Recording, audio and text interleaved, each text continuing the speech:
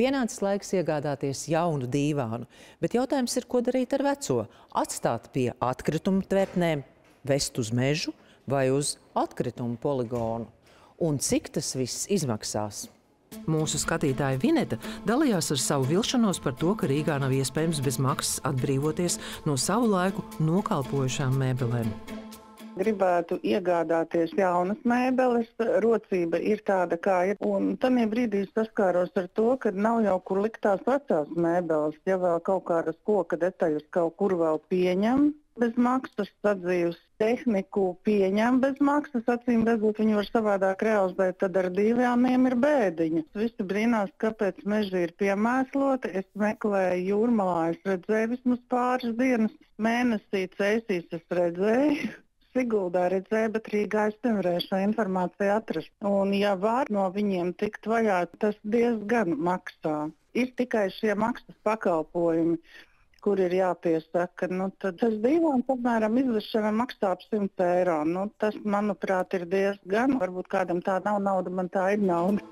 4. studija uzrunāja vienu no sadzīves atkrituma apsaimniekošanas uzņēmumiem Rīgā, uzdodot Vinetas jautājumu. Vai vispār ir šī iespēja Rīgā nodot šos lielgabarītu atkritumus, tikt no viņiem vaļā, civilizētā veidā, ne gluži par tādām naudām?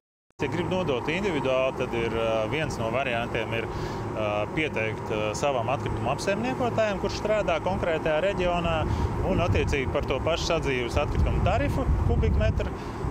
Tad attiecīgi šis dīvāns vai vēl kaut kāda lielgabarīta lietas tiks arī aizbraukts konkrētā datumā un savākt. Turklāt svarīgi ir pirms tam dīvānam nomontēt kājas, krēslu vai skapi sadalīt pēc iespējas mazākās detaļās, tādā veidā samazinot izmaksas, kas būtu jāmaksā par tilpumu, kas ir starp plauktiem vai dīvāna kājām un pašu dīvānu, var teikt par tukšu gaisu.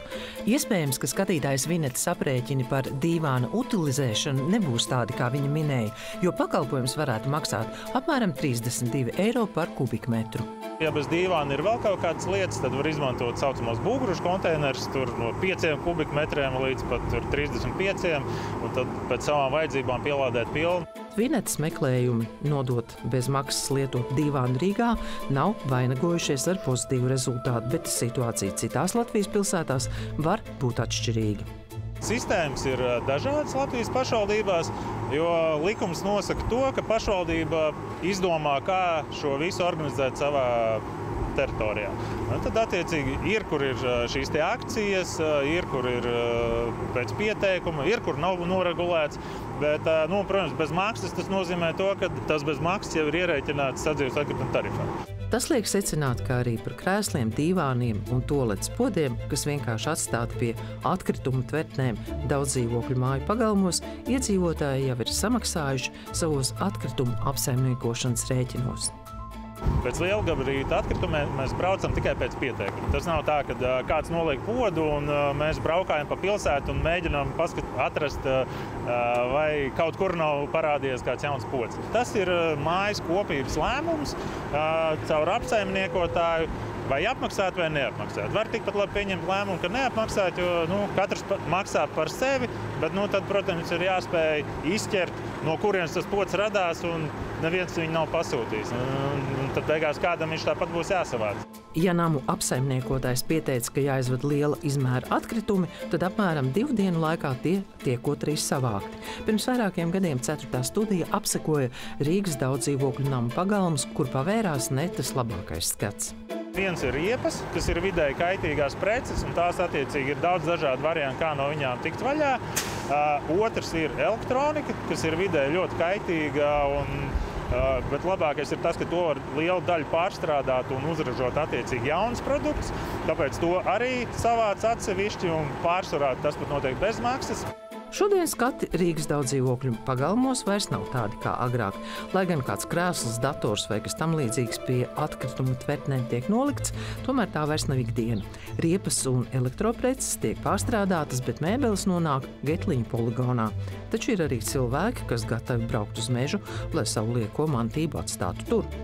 Visapbiežotākie droši vien varētu būt lielu mežu saimnieki, kuri nevar nožogot savu teritoriju un nevar viņu īsti nosargāt, viņi to aizjau un ierauga lielu atkritumu kaudzi.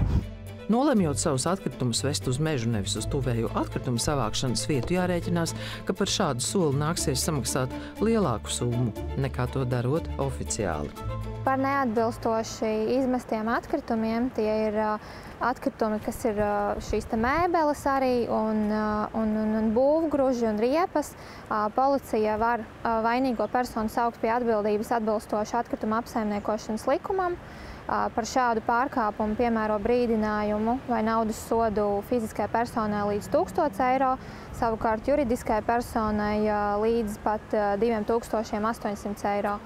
Pērn uzsākti vairāk kā 600 administratīvā pārkāpuma procesi, bet tie gan ir visi ar atkritumiem saistītie pārkāpumi, neizdalot mēbeļu vai citu lielāku mēroga atkritumu atstāšanu neatbilstošās vietās. Jāatzīst, ka šādu atkritumu izmešanu nevienmēr izdodas pieķert pie rokas šo vainīgo personu, jo tā notiek ātri un anonīmi, parasti tādās nomaļās vietās, kur nav liela cilvēku plūsma vai satiksmes plūsma. Un tad arī mēs visbiežāk saņemam informāciju no iedzīvotājiem un aicinām arī turpmāk, ja tiek novērotas šādas situācijas, kad kāds izmet savus atkritumus, tajā skaitā šīs mēbeles, tam neparedzētā vietā, tad mēģināt varbūt piefiksēt šo personu vai arī fiksēt šo transporta līdzekli, arī no kura nereti arī tiek izmesti atkritumi. Visbiežāk pašvaldības policija saņemot iedzīvotāju iesniegumus par jau notikušiem pārkāpumiem. Šajos gadījumos tālāk nāk arī video novērošanas kameras. Mums arī ir bijuši gadījumi, kad, piemēram, konkrētā vietā šie atkritumi tiek izmesti atkārtoti, un tādos gadījumos mēs arī izmantojam dažādus tiesiskus instrumentus, piemēram, pārvietojamās video novērošanas kameras. Tomēr skatītājas Vinetas gadījumā jaunais dīvāns kļuvis dārgāks vecās mēbeles utilizēšanas dēļ. Varbūt vēl ir kādi varianti. Ja ir zelta rokas, var jau daudz ko tur sadalīt, un tad jau beigās nekas daudz pār nepaliek. Paliek koks, metāls, un tad jau tikai čupiņi vairs ir.